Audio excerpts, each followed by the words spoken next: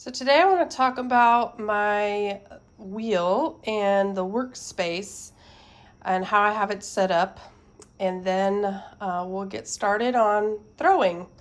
So I have a little short stool here, and I have my wheel all set up and ready to go. I figured I would just kind of explain to you what I've got going on here.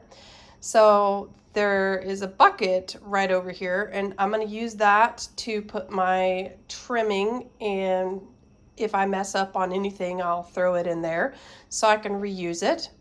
Up here, I have a bucket of water, clean water, and a sponge for me to use to throw. I have that red container that's just full of all sorts of tools, but what I have laid out here on the wheel are the tools that I use the most when I throw. So we have the wire cutter to cut the finished pieces off, the needle tool that I use for measuring the depth of the bottom of the pots. I have a chamois, or a piece of a chamois, that is used to smooth out the top edges of pots. And then I have a throwing rib that is used to do curves and straight edges. And then finally, my old rusty paint scraper. I actually use that to pry the bats up off the wheel head. So it sounds like my neighbor is getting ready to weed eat, so sorry about that.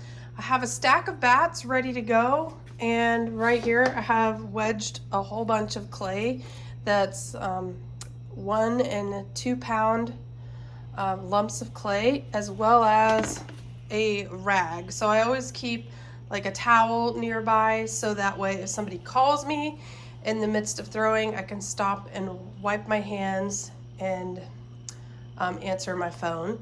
And then you'll see here on the wall, I've actually put up a plastic tablecloth. My husband thought I was wallpapering, but I actually did that strategically because I am a messy potter, and that way I don't get clay all over the wall. If I do, I can just wipe it off or change out the table cover. So I've got my wheel controller over here on the side, my foot pedal that I'll use to control the speed, and then I have the switches there on the side.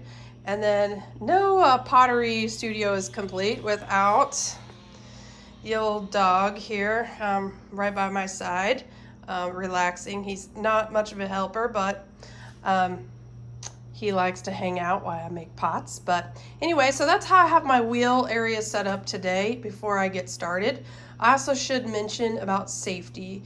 You want to be careful that you don't have any electrical cords around water, because spills do happen, which is why I do this in my garage. You can see the floor has been well loved with lots of projects, but the cords and cables for my wheel and this light that I'm using actually are really high up on the wall behind here.